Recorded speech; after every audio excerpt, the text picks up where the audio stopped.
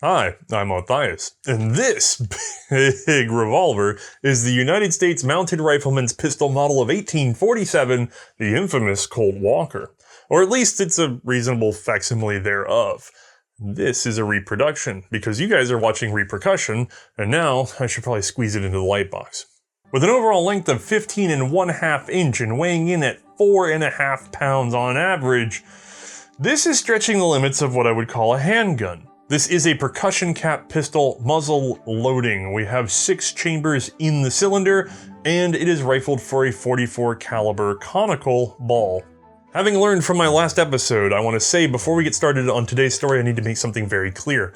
This series uses reproduction black powder firearms in order to discuss the history of the original real deal Colts. While I've done a lot of work to understand the background context of these pieces, I'm not an expert at identifying real from fake or praising the value of originals. That takes a lot of hands-on, right?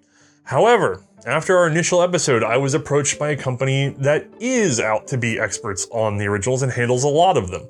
Rock Island Auction wanted to make dang sure that we kept discussing these important percussion arms, and despite already benefiting from the extra interest for free, they actually kicked in some support for the Reprocussion series. So, if you were about to email me about where to find X or how much Y is worth, maybe give them, the market experts, a look first, and pass along some thanks for helping make this history lesson possible for everyone.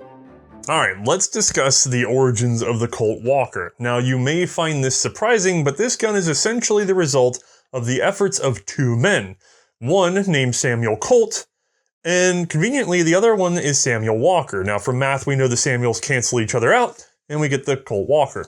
We've covered the early history of Mr. Colt in our first 2 episodes of Reprocussion, which is also when we traced out the history surrounding his first revolvers, particularly his Patterson pistols, which would culminate in the .36 caliber No. 5 pattern. Last of the line, it proved to be the most popular of his handguns, but sadly came too late to save his first business venture from absolute failure.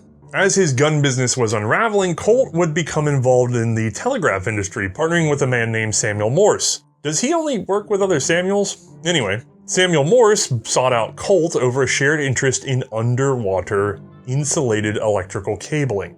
The story of Colt and Morse is a bit too involved for us today. However, the shorter version is that Colt would sink what money and resources he had available into the telegraph line with Morse. Ultimately, the venture was a failure, and just after his patent arms business collapsed, he was dealt another damning blow. Samuel Colt was a hair's breadth away from complete bankruptcy and was even applying for jobs working for other people, which is insane for him.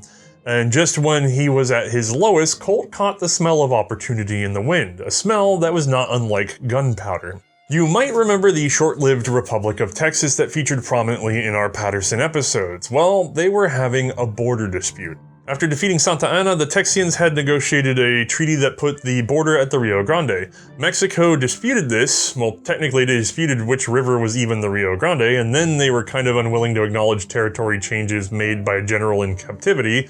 Meanwhile, US expansionists had their sights set on the Pacific, and there are some things in the way of westward expansion, being the Oregon Country, which is disputed at the time, and Mexican Alta California.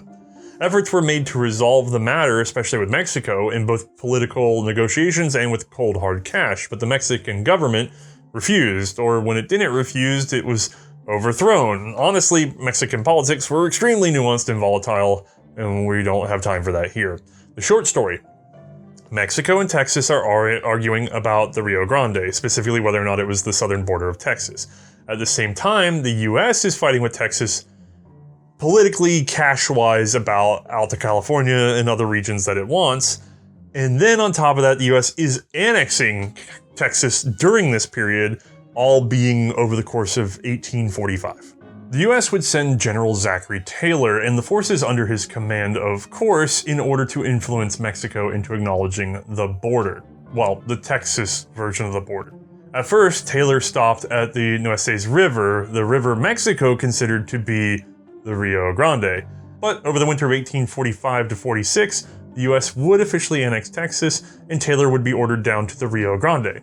His presence, of course, elicited the desired response. Mexican forces attacked his scouts and then his makeshift fort. This started a series of battles and gave the US an excuse to declare war.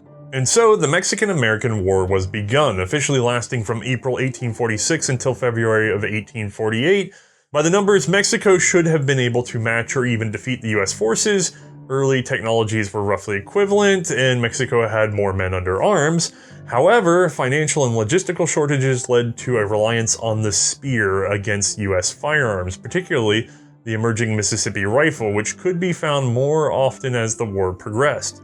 More importantly, US troops were better drilled. This was particularly noticeable when applied to artillery, as the US cannon were highly mobile, very accurate, and much better supplied than their opponents.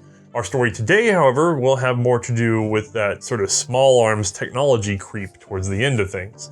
With the outbreak of war, Samuel Colt would again try marketing his revolver carbines, however finding no interest. He decided to graciously volunteer to be commissioned as an officer.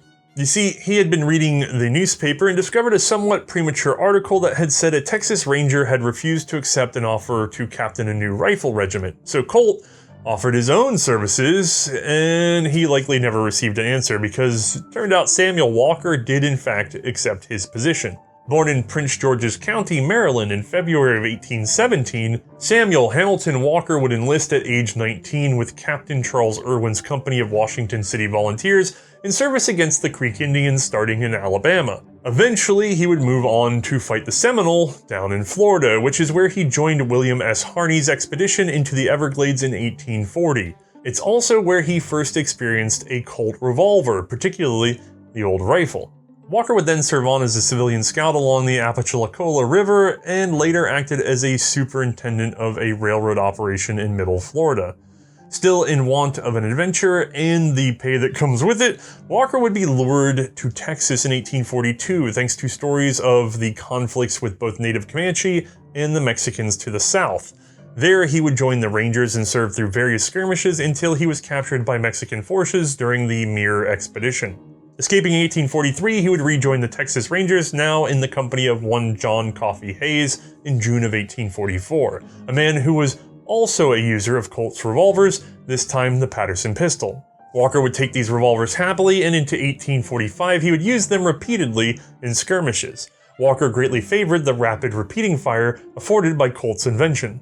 Under Hayes, Walker would rise to captain, a rank he kept when he was first absorbed into the US Army.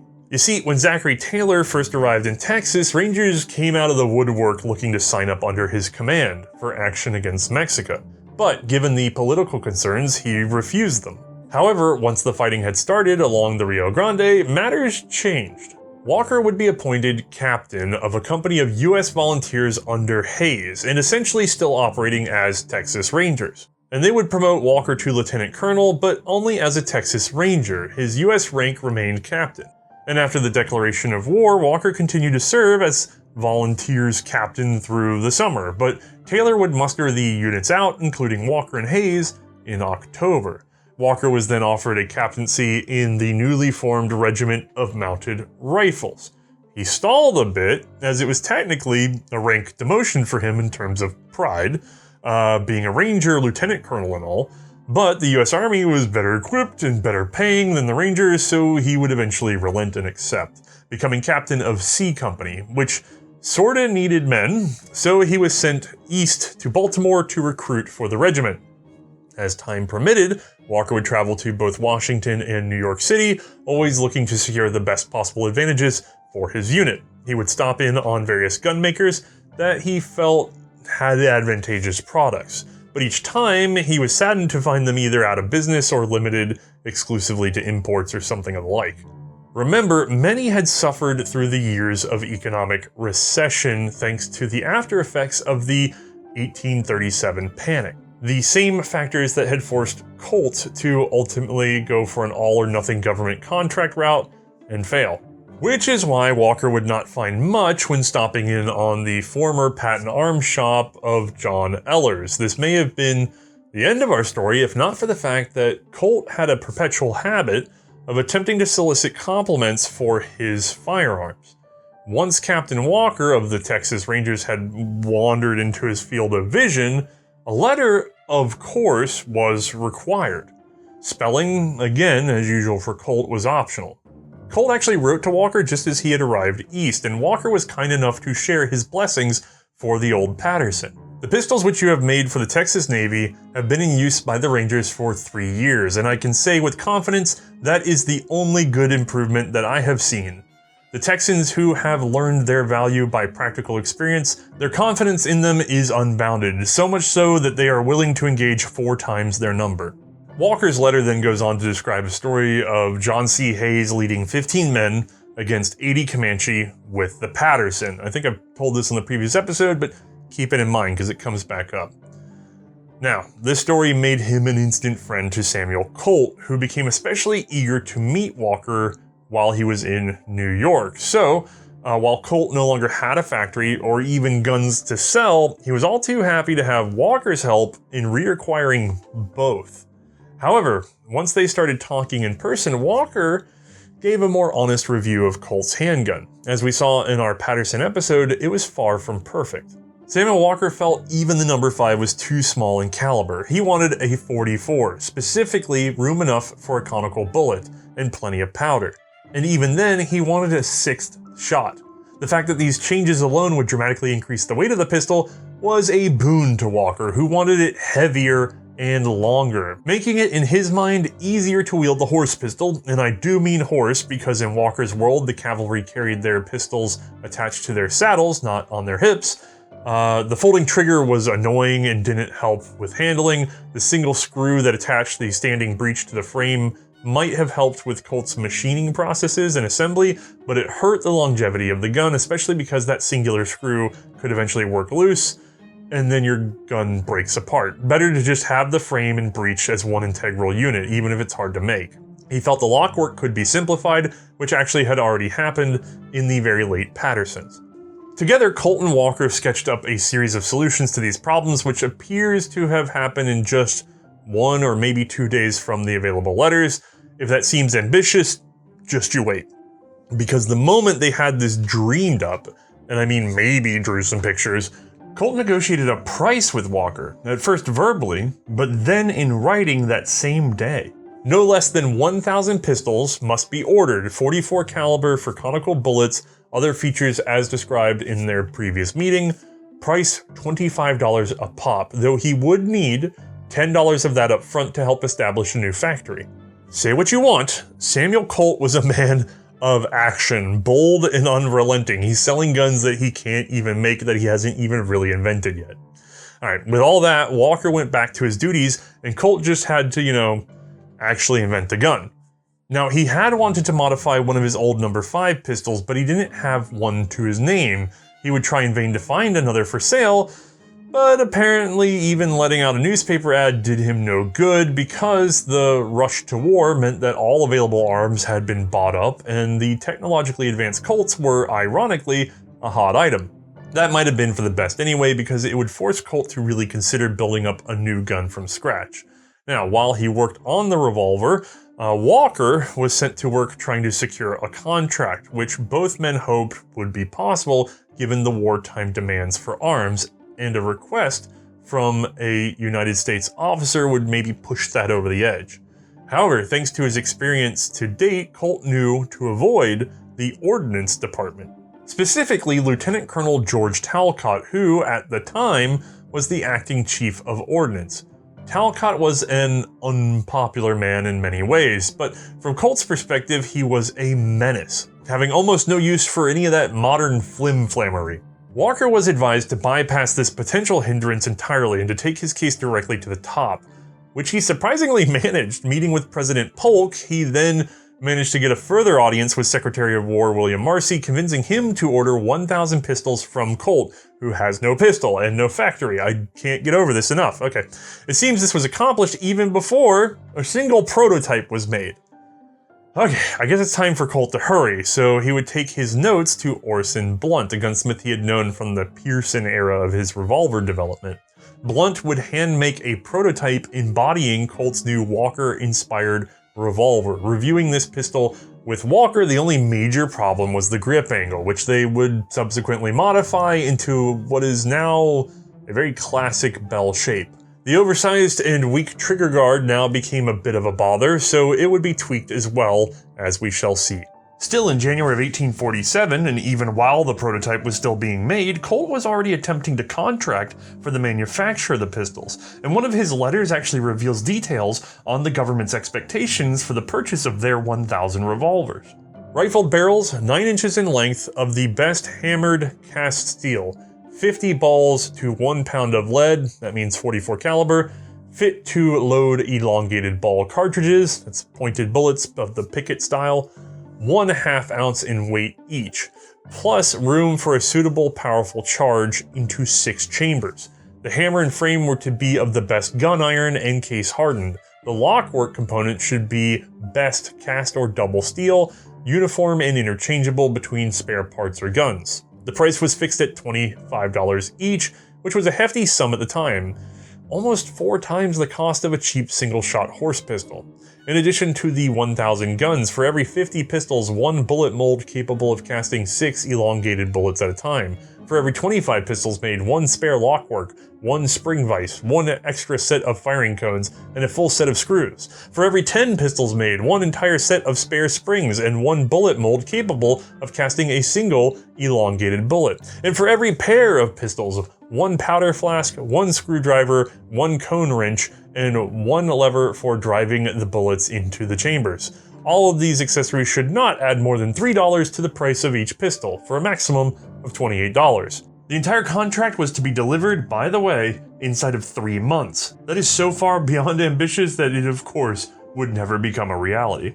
Now, you did hear that right, 1 flask and some other critical tools for each pair of pistols.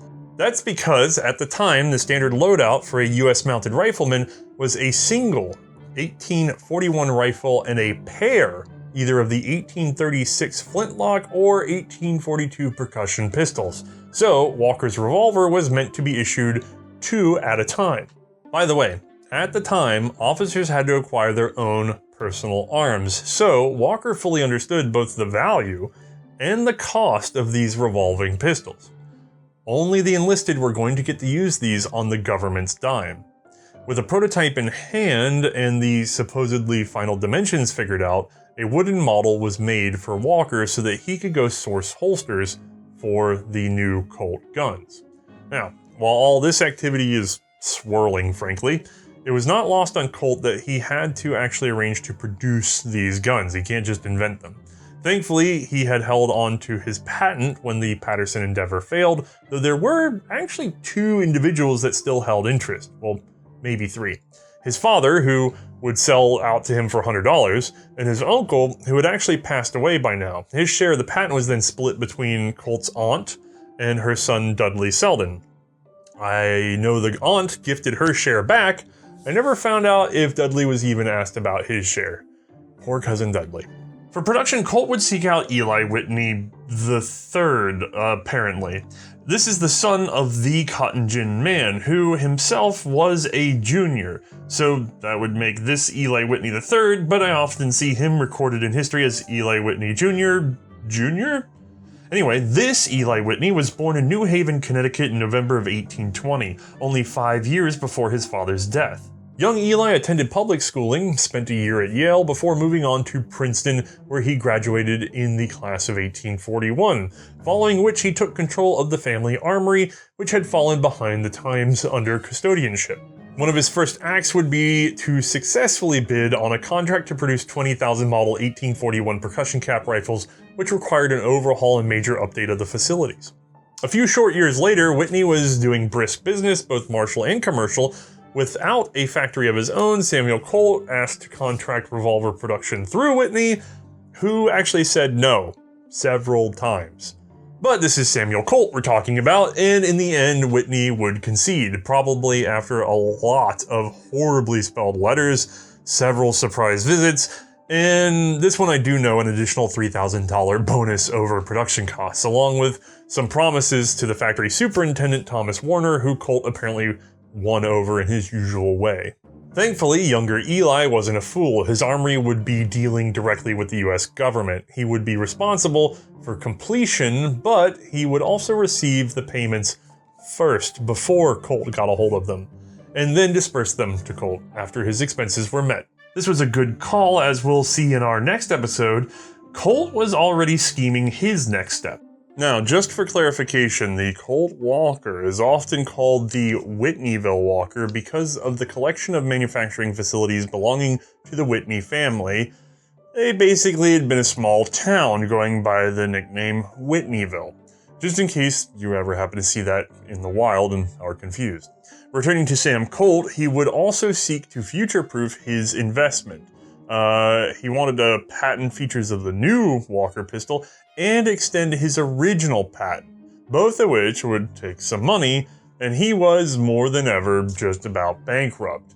Right at the cusp of success, Colt needed a job, and he'd actually find one in an unusual place. He was working under one Eli Whitney, well, technically his shop boss Thomas Warner. That's right, folks, Samuel Colt was contracted to work on his own contract. How? Given the extremely tight deadlines of the order, like 6 months from design, Whitney wanted to get this done as much or more so than Colt. He's getting paid directly. So Sam managed to get paid himself for taking on a major part of the project. He would find and hire all the people necessary and make the requisite tools to get the frames built, turning in all 1,000 necessary with only 3 months. Now, in consideration, he was supposed to get $1.25 on each frame accepted, and at the time of completion of the contract, any machines that had to be made or bought expressly for the purposes of producing the Colt revolvers would become property of Samuel Colt. At least one machine would be of his own design, because merging that breech into the frame meant making some fairly complicated round cuts, but not all the way around. This device was apparently subject to patent as well, although I've been unable to find that. Now, in finalizing the design for production, the usual small changes were made, but one was worth writing to Walker about. Originally, the pistols were going to use a separate loading lever. This was abandoned specifically because the elongated picket-style bullets needed to be pressed in a very strictly linear way. Otherwise, they would turn and seal poorly. So the same sort of lever we saw on the later Pattersons would be applied to the Walkers, now specifically adapted to drive conical bullets in a straight line. This course of action was, well, obviously approved and would end up being a blessing down the road. Alright, so that gets us to the general design of this gun here. So let's get a closer look. Let's see if I can fit this in the frame at all. Good lord, we're stretching the limits, aren't we? Alright, this is the Colt Walker. First and foremost, guys, I just love being able to work with a gun like this. I know it is a reproduction, right? It's nothing truly fancy. We've dealt with a lot cooler things on the show. It's the big gun, right? Like, everybody's gonna be making big iron references in the comments, and they're well deserved. This is the big iron, right? Okay, so other than its massive scale, and I mean massive, what have we got going on here? Well, number one, like the Patterson before it, let me get this here. We have a relatively similar internal lockwork that we'll see in an animation, although there are some changes. We have a loading lever like we saw in the later, although this is set up to do more linear pulls. We'll see that in a second. We've got a big old barrel. We've got all this big metal reinforcement here. We've got the case hardened rear. We've got all this, right? But the thing that usually stands out to people when they see the reproductions is the cylinder, because the originals would have been in the white. They were never actually blued. And they also have this fantastic engraving on them. Like the Patterson, this engraved scene was created by Waterman Ormsby, though it was based on a sketch by Samuel Walker depicting his narrative of Hayes' big fight with the Comanche. Included in the roll engraving is Colt's patent and model USMR for the United States Mounted Rifleman. Alright, cylinder aside, what about this breech piece? Well, on the Patterson, again, this guy here, that was a separate piece. This line right here is actually a break between two parts. This was cut as a round and then bolted to the gun. On this guy, they wanted that to be stronger and they wanted to not be able to fall apart. So there's no separation. Now, that's cool and all, but it's a very complicated shape to do this sort of partial round and then have this flat. Then you can cut out the inside, right? So Colt had to do a special machine for that. That's a big deal, and it remains standard for Colts going forward. It's pretty cool. Now, what else have we got going on here? The brass trigger guard was a later addition. It was originally supposed to be iron. This was the negotiation with Walker, by the way, this sort of rear tail here, and then cleaning up this grip angle, which is, granted, I've seen photos of the original, and just imagining that thing, no way, this is the better grip. And Colt grips would get even better from here, but this at least is a step in the very much right direction, big step. But the brass trigger guard was part of a negotiation because in order to speed up production, iron was going to take a lot longer, brass was available from another subcontractor, so brass it became, and comes out rather handsome and didn't seem to hurt the gun any, so good job, Colt. All right, the rest of this is so plain looking, other than the scale, it's so plain looking because it's what we're used to, right? Don't forget, Colt is the man who invents this. Having the hammer, having the cylinder, the way it tooths over, the triggers here. This is so bog standard because it defined the standard. That being said, what am I going to tell you? I'm going to tell you that we have a loading lever and a barrel and a cylinder, and you guys understand all this because you've seen revolvers because this set the standard. Just in a big way. So let me go ahead and at least break it apart because that's something you're going to want to see. Now you wouldn't have to do this for loading. This would just be sort of a cleaning thing, and this guy might even need some cleaning. So let's see what we got. We'll tap that block out. Again, it's a captive block with the sort of spring catch like we saw in the ladder Pattersons. Comes out the other side, has the screw retainer just like the ladder Pattersons, and then from there we can beat her apart. So again, the happy way to do this is to just take a soft mallet, leather, plastic, whatever the case may be. It's not going to mar your gun. Get some pull apart, so I'm pushing that way with my thumbs, I'm pulling this way with my fingers, and I'm just tapping it. So let me get where I can get a grip again, and on this big gun, that's no small feat. Whew. It's starting to separate, but this guy is still only got maybe 40 shots through him because I found him in good condition. There we go. Separate it out. There we go. We've got our opening for our cross key. We've got, by the way, this is shaped in order to take the conical bullets. And while I've got her apart, let me show you. As I pop this guy down, we've got a spring retainer here. That would wear out pretty quickly and was not favored. Most walkers, once you really get shooting them, this arm starts dropping pretty regularly, and you can bend it back and back and back. It's actually cut so that you can get another piece in there to replace it, but you're going to just do that over and over again because it's just always going to bend, and this lever is always going to start falling in your way. Most walkers, you see people wrapping leather and things across the front. And immediately after this gun on the next model, we're going to see a much better solution, but that's for another episode, another day. However, look at how this is designed so that we get a linear piston-like action because there's an oblong cut in here, and we'll see that more in our animation, but linear. All right, this guy aside, we have our cylinder, which will come free if I just give her a little partial cock. And then, oh yeah, there's some grime in here. 1 second, folks. I wash it, and then I wash it again. Pretty much, the black powder guys know. You wash, you oil, you wash. Now, we've got our spindle, which again is just attached to the rear breech. So what's holding this gun all together, nothing here is holding it together, right? It's all just this central axis. So this is how strong the gun is. It's thicker, like this is a lot bigger than the last one, but that's all you got. Not the best design. We'll see full wraps come in later. Colt will be celebrated for doing that after everybody else. But you get the idea. These here, by the way, are to break up the surfaces so that the cylinder can rotate more easily.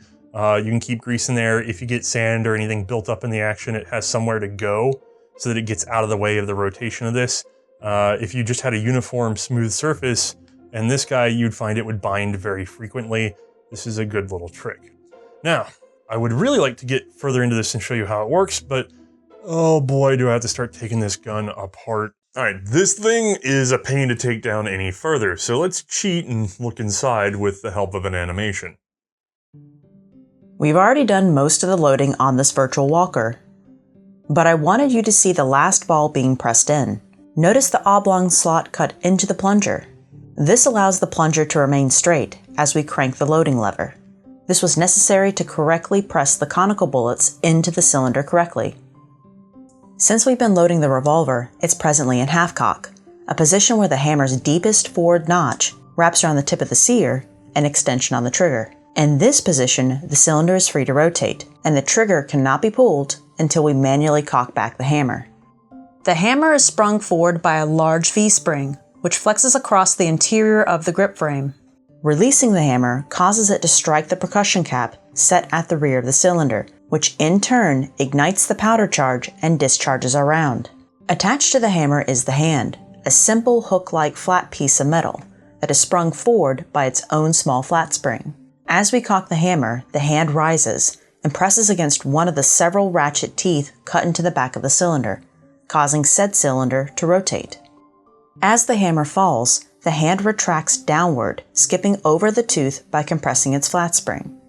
The Walker is single action only, meaning the trigger only releases the hammer. It cannot recock it.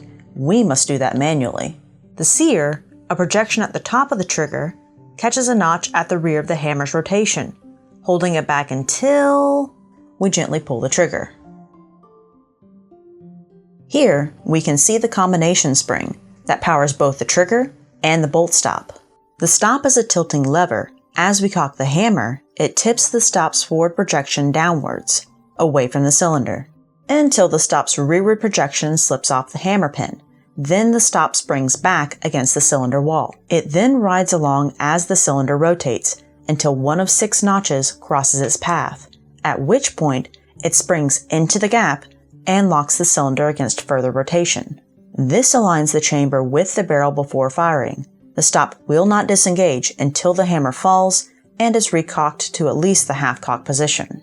That's really about it. This is a fairly simple mechanism, so just enjoy the magic. Alright, let's go shoot it. We need to load the pistol. I started things off by putting the hammer into the half-cock position, and I'll be using this stand in order to make filming a bit easier.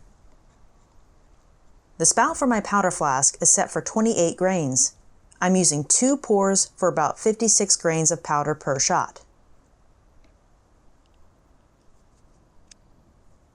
This is a fairly hot load, but still 4 grains short of the supposed maximum of 60.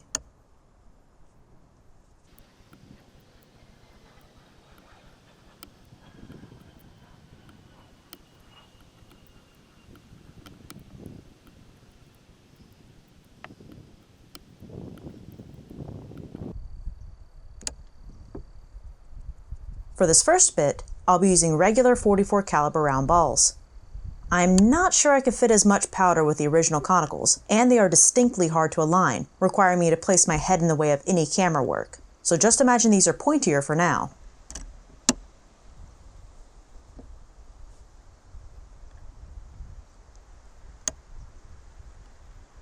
Regardless of shape, I'm pressing each bullet firmly into the chamber.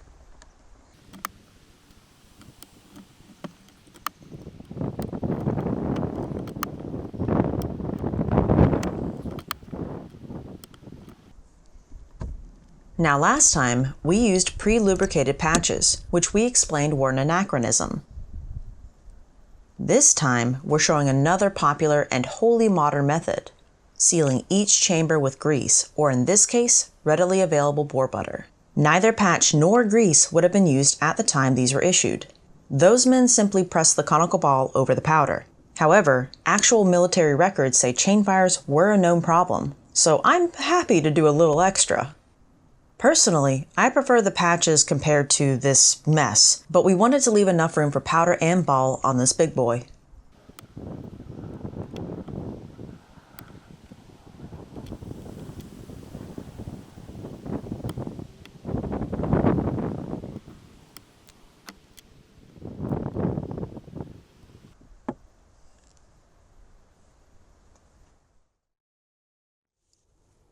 Still half-cocked, I'll place the percussion caps over the firing cones, firmly pressing each one down. Depending on your nipples and caps, you may need to further seat these with a punch, but for heaven's sake, press firmly and don't tap them.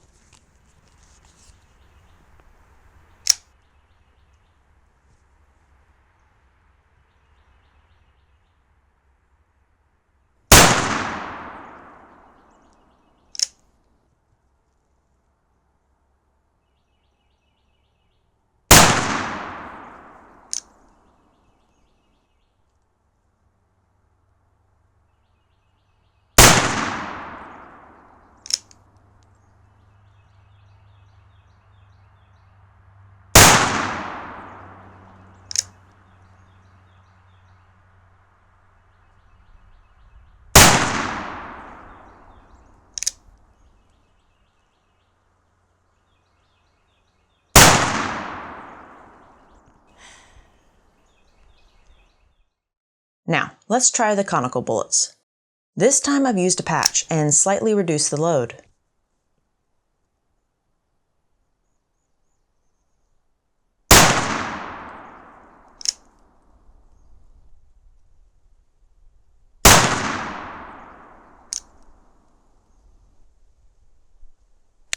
These things happen in the percussion era. We'll get him later.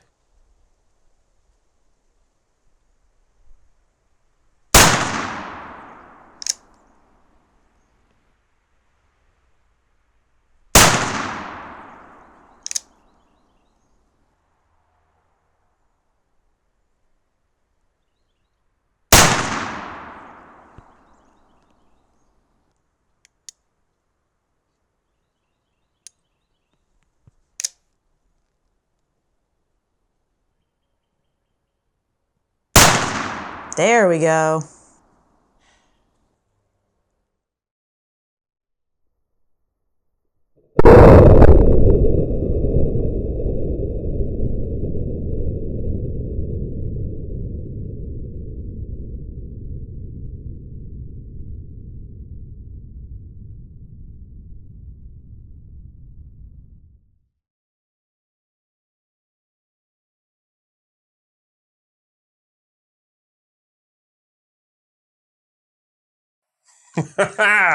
Boom!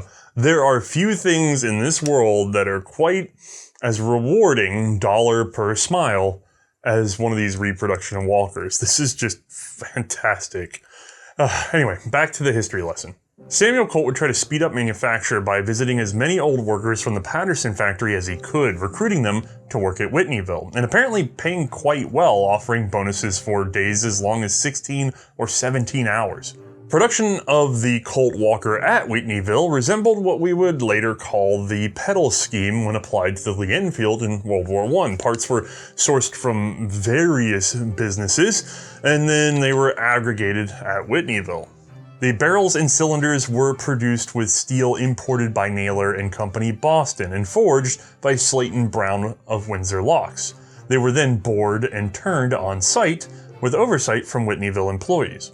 The firing cones, or nipples, were produced by William Ball. The brass trigger guard was produced by a man named Phillips in New Haven, and the powder flasks came from John Matthewman of the same. As we said earlier, Colt was responsible for the frames, and from his own notes we can see that they were forged by D.B. Burns. Hammers and triggers were by S.W. Nobel, and James Auger was responsible for the grips. The backstraps and many of the lockwork parts were created at Whitneyville, in addition to doing the actual rifling of the barrels and final assembly. Now, as these guns start to get finished, they would be serialized. Instead of a nice linear progression, things got a little bit weird. You see, Walker and Colt chose the 1,000 unit order as the minimum viable contract. Their hope was to get these guns adopted, full stop. However, 1,000 pistols didn't neatly fold into Walker's actual reality. At the time, each company had 79 men, but only 76 were non-officers who would be issued these revolvers. There were 10 companies in a regiment, which should total 760 non-officers, but was more like 765 with the little extras that happened there. Now, each man was supposed to get a pair of pistols. That would mean 1,530 Colt Walkers would ideally be needed. Obviously, this number never quite happened. Instead, Walker figured, let's arm who we can, and when the guns prove themselves, the US will likely order more. And that's fair. Worst case scenario, some men are still armed with what's already standard issue single shots. It's where they were going to start regardless. Now, officers again would have to buy their own pistols, so they were left out of this entirely. Now, Walker wanted his company, C Company, to get their guns first. It's his gun, right? From there, Colt could go in alphabetical order, A, B, skipping C because they were first, D, etc. down the line, right? At this point, I'm hoping this makes sense because here is where it goes completely off the rails. At the time that the revolvers were in production, there was a federal bill attempting to raise the company size so that there would be 110 non-officers instead of 76. The bill could go either way and would change the nature of how many revolvers were marked for each company. Walker attempted to explain this to Colt in a letter, and if I'm honest, he didn't do a great job. Also, he was talking to Samuel Colt. You will number the pistols according to companies by pairs, numbering each pair alike from 1 up to 220 provided the law passes, authorizing the increase as anticipated to that number. You will also stamp them by letters in their alphabetical order, stamping the letter C on the first 220 as the letter of my company. Should the law not pass, you will be authorized to number them as high as 76. Okay, that's a little internally inconsistent, but cool. And the bill did not pass, and Colt went ahead and numbered them in batches of 220 anyway, starting with Company C, and then working through the rest, which left Company D with only 120 by the math. Ultimately, none of this would really matter though, as Colt was already undermining Walker's wishes on how the revolvers should even be dispersed. You see, he had made another new friend. The aforementioned John Coffey Hayes, who had a full rank of colonel and, to Colt, more influence in both Texas and the federal government. It was also more likely in Colt's assessment that Hayes would see more combat with his pistols. Hayes, in turn, was organizing another Texas volunteer regiment, you see, making him very interested in acquiring the assured firepower of the Colt revolvers already in production. So, in seeking to have some percentage of the 1,000 Colts being turned over to Hayes instead of over to, well, Walker and his band, they would seek the help of one Senator Sam Houston, and ultimately it seems they would be mostly successful. I say mostly because, again, all the planning ends up getting tossed out the window when the guns actually arrive where they belong. Anyway, Walker would get sent from Baltimore to the Newport Barracks in Kentucky in late February, arriving in early March of 1847. There, he was already losing patience waiting for his guns and wrote to Colt demanding that they be shipped without government inspection. Talcott, however, wasn't about to have that. And as we'll see, it's for good reason that you need to have your arms inspected before you issue them. Besides, the guns weren't even ready. That would take until June 7th, when Whitney and Colt notified the government that the first batch of 220 for C Company were available for delivery, which is when Talcott tasked the New York Ordnance Department, Captain Thornton was in charge of that, with firmly inspecting each and every handgun. And to be fair, this was probably deserved. I mean, they're practically prototype guns as they are. Now, Whitney and Colt thought they would just go drop them off, but oh no. They had the choice of either waiting for proper government inspection to be arranged, which could be bogged down with red tape for months, or they could take them right back to the factory and conduct testing according to government specifications with government inspectors. They obviously chose the latter because they felt like they could put the foot down on it. Testing was fairly simple. Each gun was broken down and its parts inspected for critical dimensions and rough interchangeability. No special gauging or any deep inspection here. They were then reassembled and loaded with as much black powder as possible, really jammed it in there, leaving the least possible space for a conical bullet to fit and still allow that cylinder to rotate. And then each chamber was fired. Now, I'm not sure exactly how many guns of the original 220 failed, but I do know that roughly 30% of the total 1,000 did fail this initial testing. When this happened, the damaged gun was reworked and reassembled until it did pass. Once cleared, they were marked on the left grip panel, with the initial WAT, that would be William Anderson Thornton, captain in charge of inspection.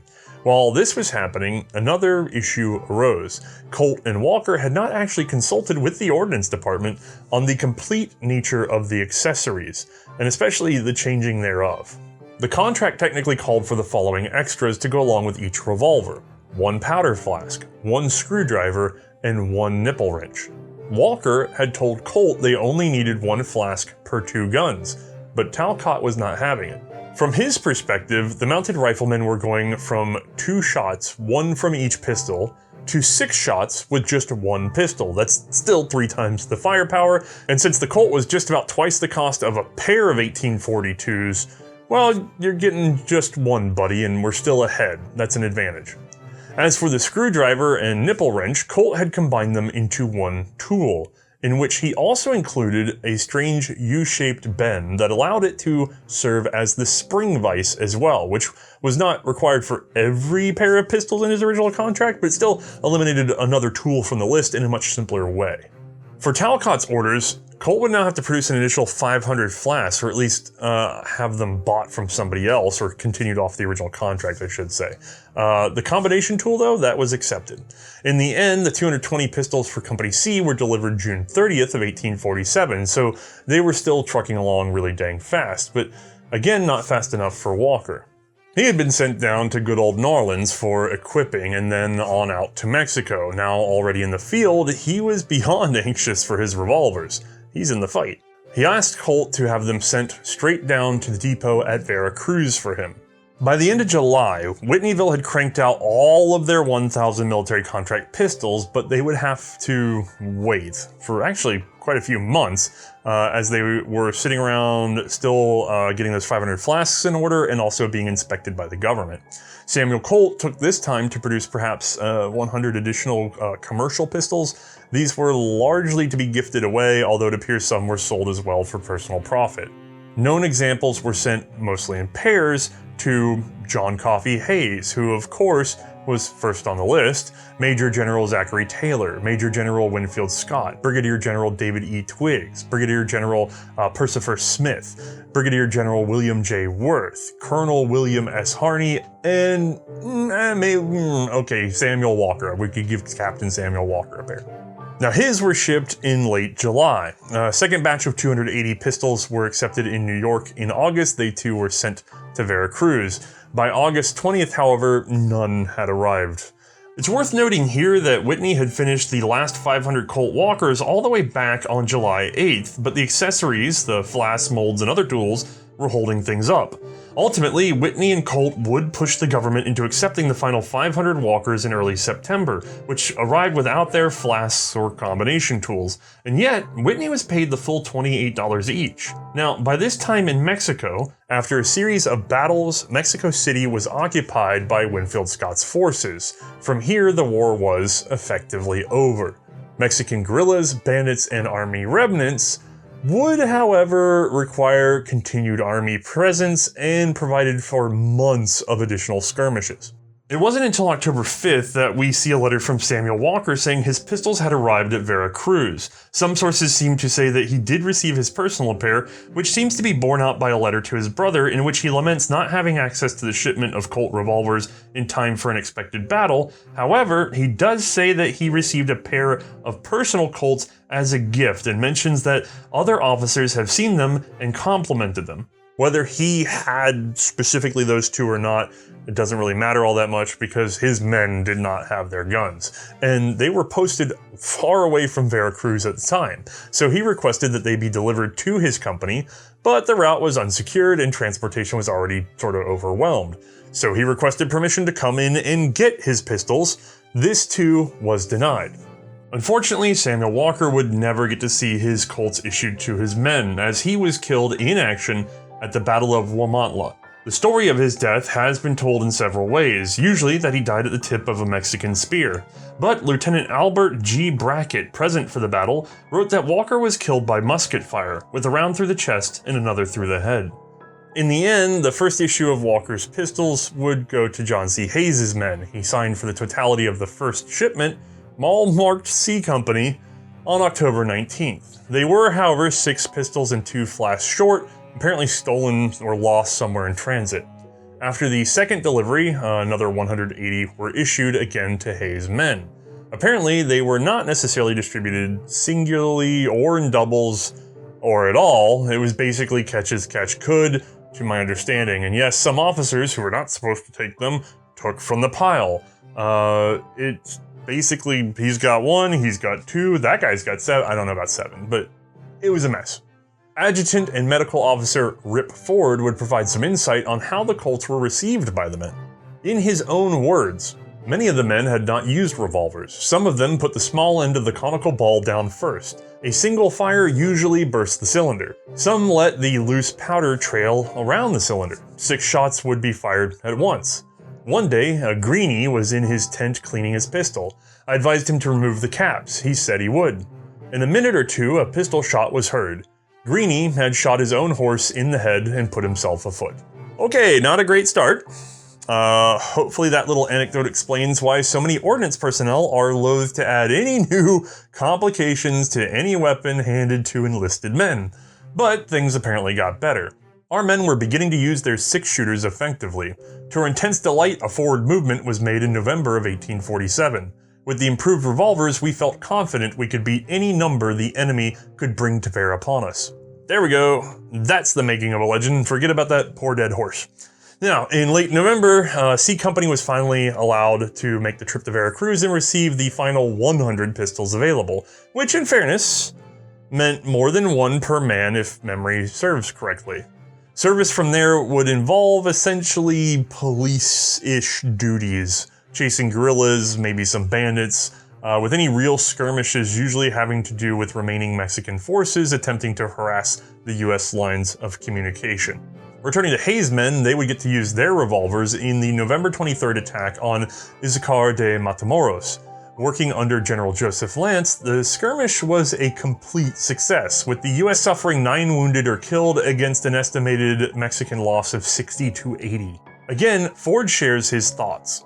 They poured in a galling fire from their revolvers, charged to the teeth, and forced them off the field.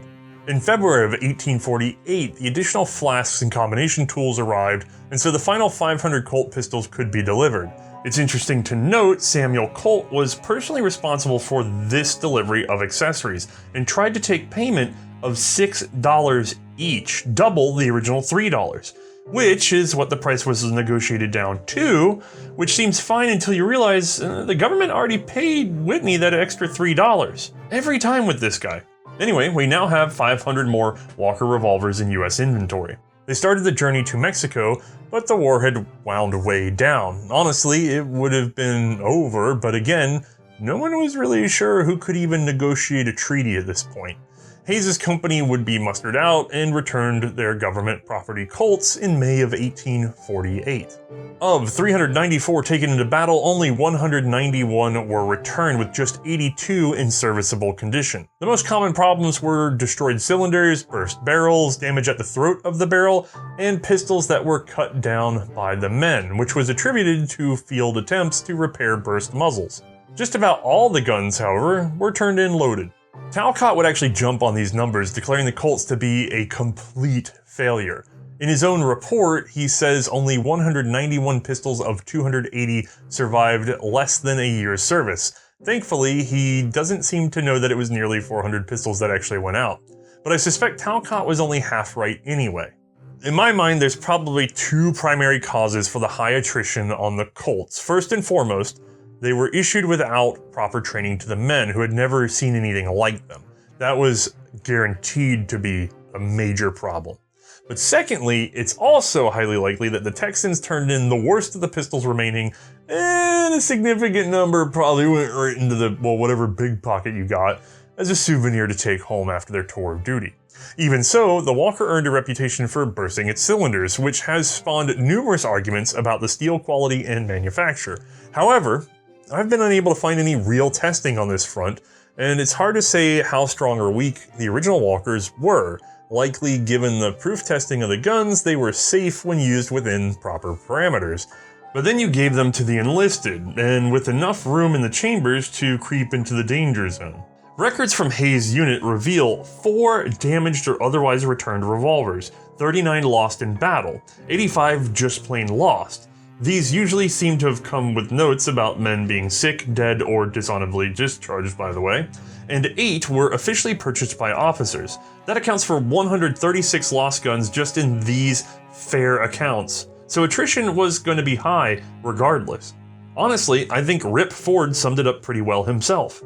There is but one weapon. The 6-shooter, when properly handled, is the only weapon. Mind you, sir, I said when properly handled. There's a lot of personal experience buried in that statement. Now, returning to C Company, they would be recalled to New Orleans in July of 1848, where their Colts were turned in as well. Sadly, I don't have data on those, which is likely because the Baton Rouge arsenal was completely overwhelmed with returning troops and equipment. The commander would actually have to send up the alarm for help to keep things in order to get in extra men. Mistakes in inventory were numerous. Even so, the last 500 walkers that were also put out by Colt, well, they were sent on down to Baton Rouge, where they were requested by and earmarked for General William Jenkins Worth, commander of the 8th Military Department, which was basically Texas. A man who should have been a much bigger name in American history, if not for his untimely death in 1849 due to a cholera epidemic. Regardless of his sudden passing, his actions put the Walker into the service of the 8th Military Department and therefore back in the hands of Texans once more.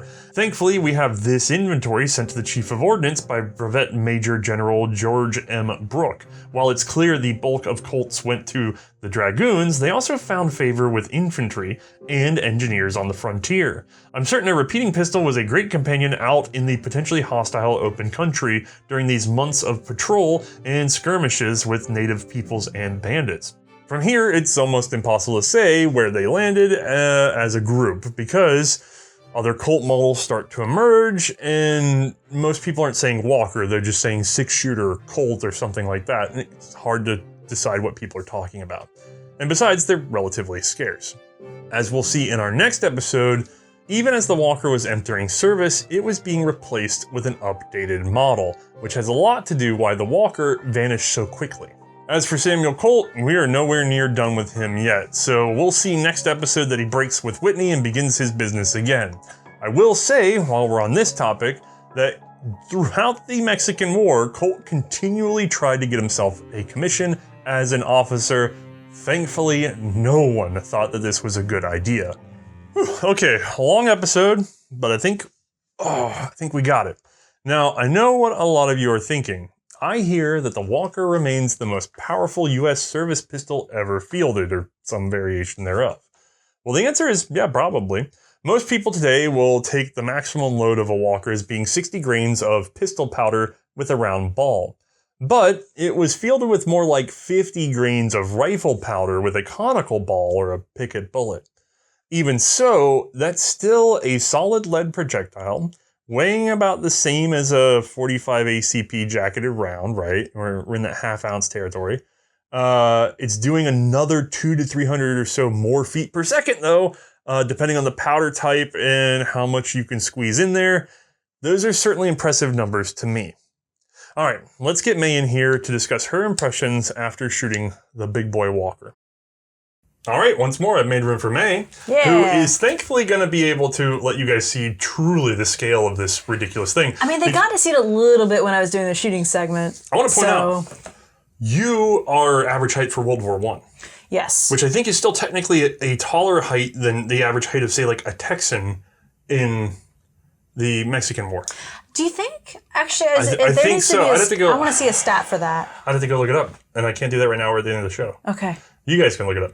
But the point being is, I'm a very large man, and this looks like a very large gun. Yeah, you're looking at the camera being like, Yeah, we got a monitor over here, and I'm going, holy crap, that's my whole head and some change, right? Yeah. So you got a big head with that beard. You're much more reasonable to scale.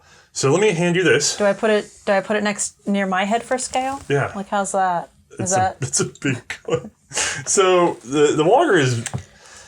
I'm going to say it because normally we get your impressions, right? Yeah. We don't get my impressions. So you did actually, you have played with the Walker a fair bit too. This gun to me is synonymous with Texas. I know it wasn't designed by Texan, but that's where it was forged, right? Because it's absurdly large? Yes, it's a grotesquely obese, extremely loud, ostentatious, essentially brags on itself, literally. But it can't, it every once in a while, it can't handle it and blows up, right? Right, every once in a while, it can't take its own pressure and cracks. Yeah, okay. Take that, Texans.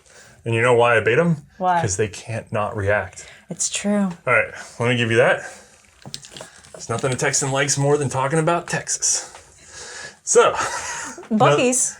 They might like talking about Buc-ee's more. But Buc-ee's is also from Texas. Buc-ee's is pretty good, though. I do like Buc-ee's. I get the Buc-ee's thing. It's the Lone Star and that weird beaver. Those are the two things Texans love. Which the beaver, by the way, was stolen. Actually, you could put 3 things in a row, right? Don't tell them that. They don't want to know, okay?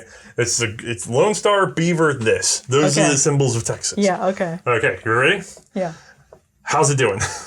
Ergonomically. Well, like you already covered, this is absurdly large. So I'm going in terms of our black powder revolver use. I've handled the Pattersons now. I've done regular Patterson, the number 5 now. I've done the lever Patterson. Okay. Sure, yeah, those two things. I'm thinking, okay, yeah, you told me about the Walker, and when we got it in, I expected it to be slightly bigger. Yeah, that's not slight. No, there's no slightly larger about this. This is absurd, and there isn't any point in which I feel like I've fully got a handle on this gun. Because it's just so dang muzzle heavy. It's like it was built 15% larger than the scale. Like somebody took a regular gun. My hand is shaking a little bit just from holding it up like this. And it is on range too. Like I know it was. Like it never at any point ever feels comfortable in my hands, unfortunately. Now you shot Reich's revolver. Yeah, I have shot Reich's revolver. You thought it was large. I thought it was large. You shot Gasser 1870. I thought it was large. I apparently do not have an understanding of what large truly is until you handle the Walker. Yeah. You could just kill somebody just by hitting them with this. I mean, that's true of a lot of things. But that's true. But this would not be hard. You wouldn't have to put any in it. You just hold it up and just let your arm drop. Yeah. That would be enough to damage someone significantly, I think. Yeah. What? I know.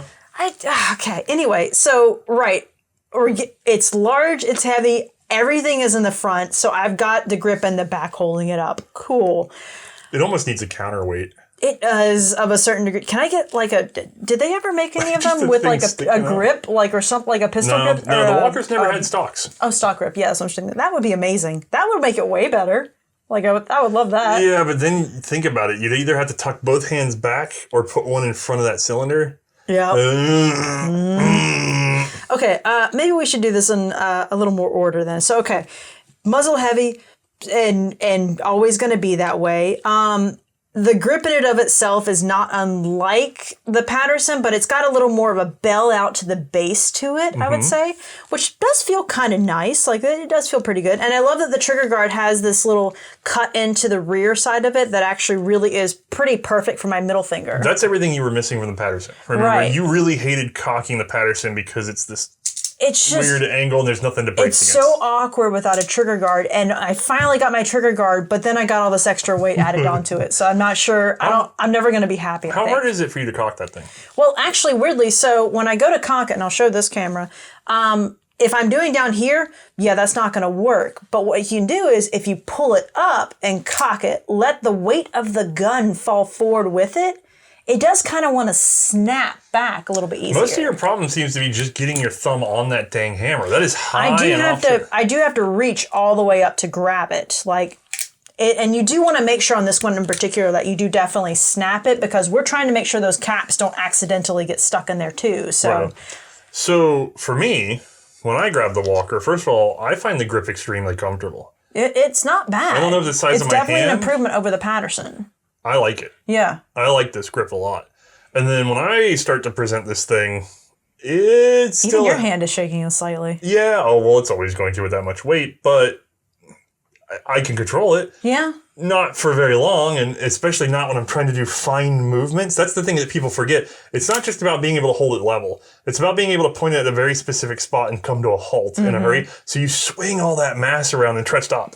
And it's so hard. Can you imagine trying to cock that hammer without that trigger guard, though? Oh, no. It'd be impossible. The folded trigger, you'd be all over the place. Yeah. I will say, unlike Mae, I tend to be like I tend to turn my hand and be able to grip deep on the hammer and pull, and for whatever reason, that grip has not been possible for her on this gun. It's been quite difficult. I tried once or twice, and it just is a little bit too awkward for my reach around with that. Frankly, it's amazing because you get back here and just cock it like this, and that hurts my thumb to try to do that, so you're doing a good job. Well, to be fair, I think it literally is just the difference in the length between our middle fingers and our thumbs. I think mine it works better that way than it does for you, and vice versa. Yeah. So, okay, it's long, it's heavy to the front.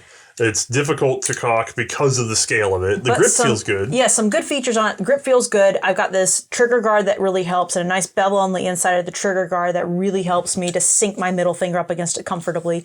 I've also got a lever for loading on this guy, which is pretty fantastic. The fact that I have everything I need to load, everything to help push the rounds in right here. nice. Glad that they decided to include carry that extra weight around, though. Oh God, yeah. It's going to be what it is. I don't even know how much of a weight difference it would be, if it would even matter if you took the lever off this thing. I mean, it would, but not by much. So we're talking about the lever. That thing likes to flop around. It held for mine personally. This is a Colt 3rd gen or whatever. Mm-hmm. It holds pretty well. But eventually it flops loose just like anything else. There's only so much you can do with it. Right. So you'll also see these tied a lot. Same thing as the Patterson. We don't see a good lock until the next gun. Mm-hmm. However, I have always been curious and I've never found a really good answer for it. I understand you want that extra leverage on the lever whenever you're pumping your rounds in. Yeah. I don't know why they made it this long on this gun. Those guys are strong. They could have gotten the leverage without having to have it be that long. I just don't think they put much thought into it. You think so? They just went with what they did on the Patterson over again? Probably. It was probably not enough complaints about it that it really would have made a difference. I feel like if that thing were half the length, it would be less likely to fall, and it would take a fair bit of weight off the front of the gun. It would definitely be less likely to fall. You are correct. Don't forget, Walker wanted the weight. Yeah. He got what he wanted. He definitely got what he wanted and then some, I think. Yep. Okay, so I guess we've done the ergonomics. Let's talk about It's because there's not really much else here. Like, there's no safety. There's no mag to play with. No. Like, it's all just loading and shooting from there. And it's single action, so you got what you got. All right, so we loaded 6. A lot of people at the time would load 5 and be able to leave it hammered down. This does not have a safety notch in between the cylinders or anything. Although some people would try that, but it's pretty risky. You could carry in a half cock. Again, there's some risk there. Yep. So you may have carried only 5 rounds at the time. You may have carried 6 if you were less unlikely to shoot your... Well, you might be more likely to shoot your leg. Mm-hmm. But it wouldn't be on your hip. That's another good point. It would be on the horse, not on you. So you don't have to worry about that weight here. No, just my horse. We loaded 6 because it could take 6.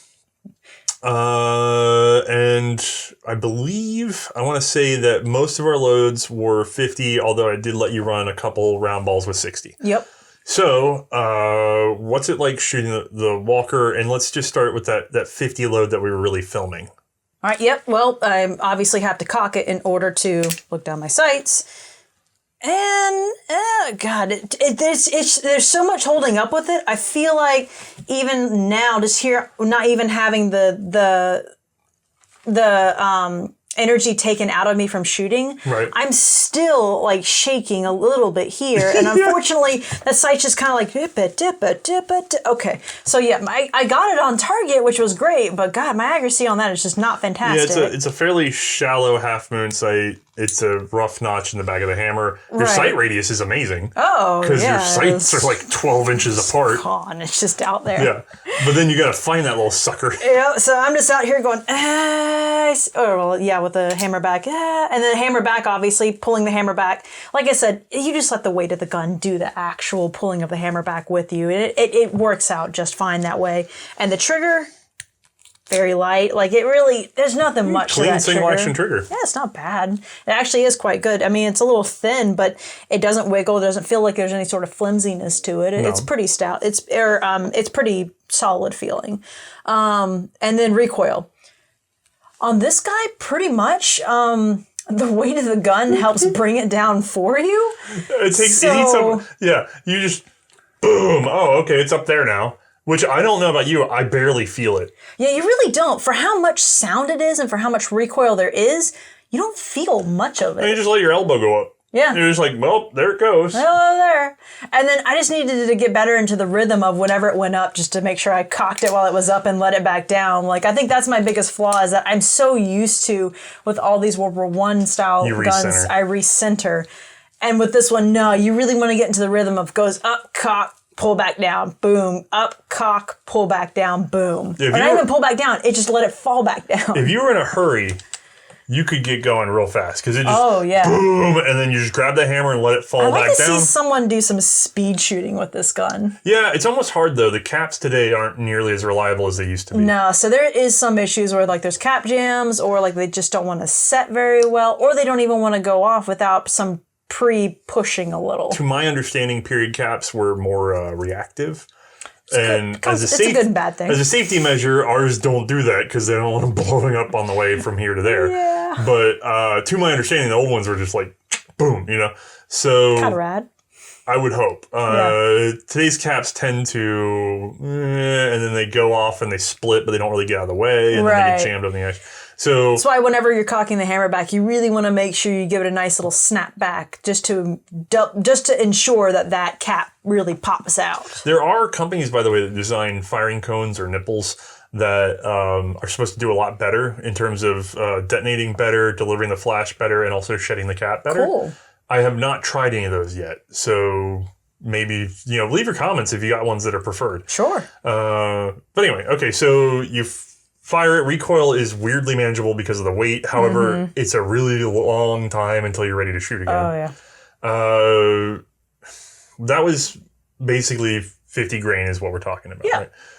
When it comes to the 60 grain, which is the big load that everybody loves to try out on the big Walker, kaboom. Did you find it noticeably different?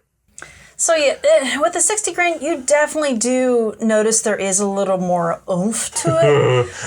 There's a little more boom to it. There's a little more recoil to it. But realistically, it doesn't really feel that much different because it's still, this gun weighs just so dang much that it pulls it right back on down just as fast. So I don't really think that there was that awesome of a difference. Yeah, as long as you're not fighting your elbow, like if you were to sit here and try to really hold your elbow and keep it from bending, you would probably feel it pretty badly.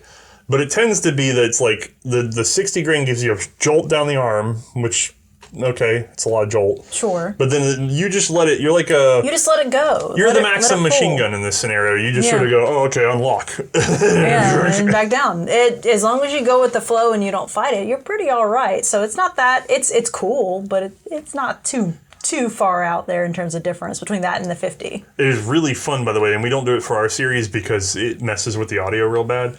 It is very fun to slap a steel target with one of these. Because the energy transfer is just awesome. Like, just 60 grains onto steel at a safe distance, please, gentlemen. Yeah, you don't want to get anything coming back especially any kind of swinging steel or whatever. Oh, I love it. It's pretty rough. I'm sorry. I guess I'm the boy in the room. You can't not love the biggest, heaviest. For once, he's the boy in the room. You were never a little boy. No, I actually wasn't. You have to understand the absolutes that were in Little Boy Land. Okay. The strongest, the fastest, the mostest. You know what I mean? Yeah, the mostest. I get that. By definition, this is the largest and most powerful. Mm-hmm. You know? Yeah. The big one with the most boom, with the most smack, with the most whatever. This was He-Man. Oh, yeah. That's what you're saying. Oh, yeah. This was your He-Man. This is the thing. You know what I mean? The boys love the Walker. And for good reason, because it is the biggest, mostest. Oh, yeah. How do you feel about the Walker? I mean, it definitely is the biggest, mostest, but the problem is that I'm thinking of this in a repeating shooting scenario. Oh, you're trying not to get speared by some Mexican? I mean, what? No, that's what they were doing. They were chasing them around with spears. I get it. Like, yeah, that does sound terrifying, and this would definitely, I think, startle some people. So there is that. But I'm not going to feel. Boy, I wouldn't want to be on the receiving end at all. I don't know. After shooting this on range a few times over, my arm was getting really tired. If you were going up against a determined opponent, I agree it's a little too heavy. Yes. Because it's not shot. If they just shortened it here, took out some of the weight here. Oh wait. Oh, they might have done that at some point. Yeah, the Dragoon. That's what she's talking about. The very next iteration of this gun was like, let's just knock like 10 to 15% off of everything. Not really everything, but way better. Right. And even then, they got smaller than that as they went forward. Because they were just like, oh yeah, this was ridiculously large. Now, some of it's been argued that the Walker had to be this way because of the steel quality available. Mm-hmm. There's been arguments that the Dragoon already had access to better steel than the Walker. Okay. And then certainly by the time you get to like the 1860, you're getting better quality steel availability and better manufacturer out of Colt. Because don't forget how ragtag Colt is at this time. Mm-hmm. So it may be that this is all necessary in order to deliver that much power. However, it's an unnecessary amount of power. They even reduce the charge. They bring it way back right on the very next model. And no one complains. Like, no one's like, oh man, this is way less powerful than the other one. Big one. Right. No one in any official capacity goes, hey, can we get back up to like a 60 grain with a sphere or a 52 with a... No, nobody does that. They're all just like, yeah, we're going with this. That was stupid. So it is too much. I agree with you. In terms of actually being a reasonable thing. Yeah. But points to the Walker, they're still reproducing it because it's the biggest, mostest. I mean, there's been so many. That is pretty rad. You can still get these. I wonder how many tens of thousands of reproductions have been made when there's like 1,000 originals and that was it. They made one batch and they're like, no more of this, you know?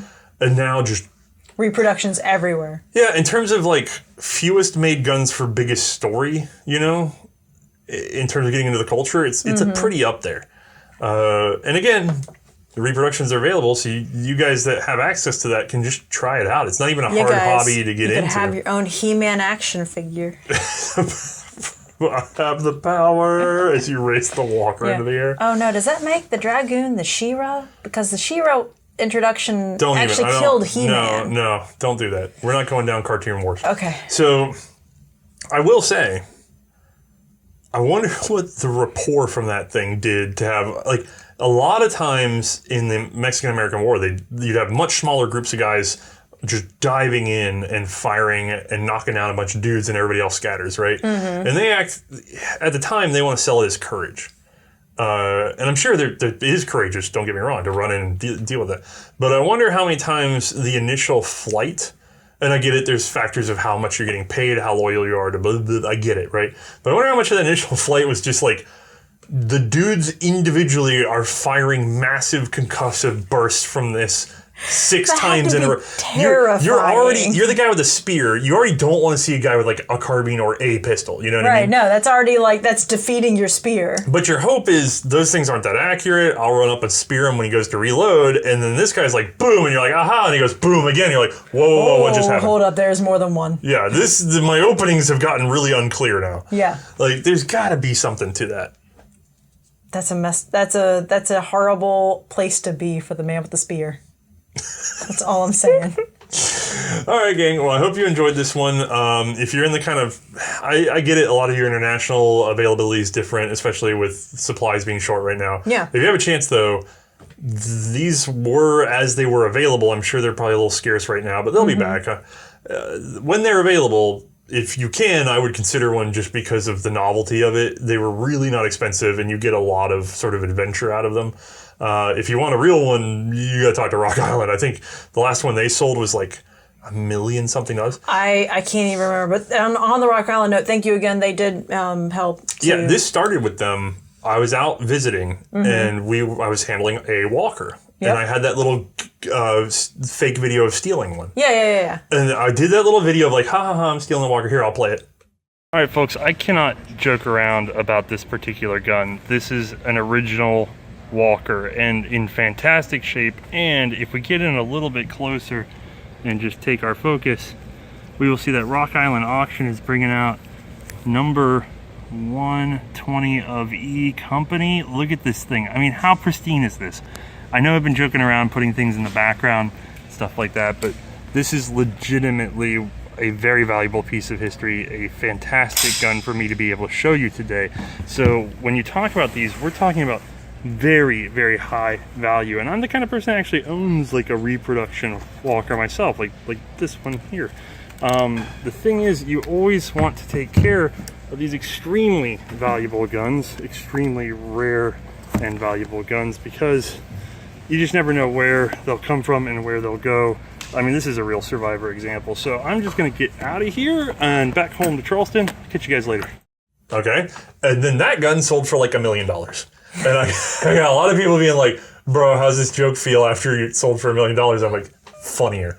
So if you have any precious old Colts around, do not throw them in the garbage disposal. They could be worth like several planks of wood. All right. Oh, God.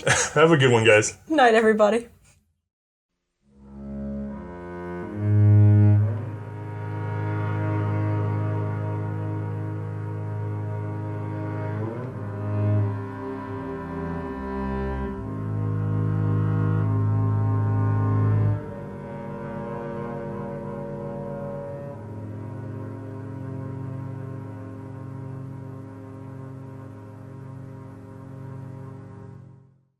Alright gang, I hope you're enjoying the Black Powder series. Now, this series touches on something that we're not usually doing, which is that we have to discuss the load data. Now, we're being a little less descriptive because of obvious platform reasons. However, in the long run, I would like to move that sort of discussion over to Utreon, where the CEO has guaranteed me that it is not a problem. You can also find us on Utreon if you need a backup at any time in case the channel runs into some sort of unforeseen issues. Now, on the topic of sort of cartridge making, I would like to say thanks to Era's Gone for help with not this episode, but actually the next one. We are still in the process of developing that. It's not going to be next week. You know, these get spread out. But in order to get going into what will be the Dragoon, we have to go into very early cartridge technology. And so having a little aid in that department is great, especially because Era's Gone actually does bullet mold production. And they really try to recreate the original bullets, which is actually more than we can usually accomplish for the World War I series, because you can never duplicate the jackets or the exact dimensions of these early bullets for us. So it's pretty fascinating stuff. So give them a check, see if you like that content. If you're getting into Black Powder, it's a must-have channel in your subscription feed. And otherwise, just have a good day, guys.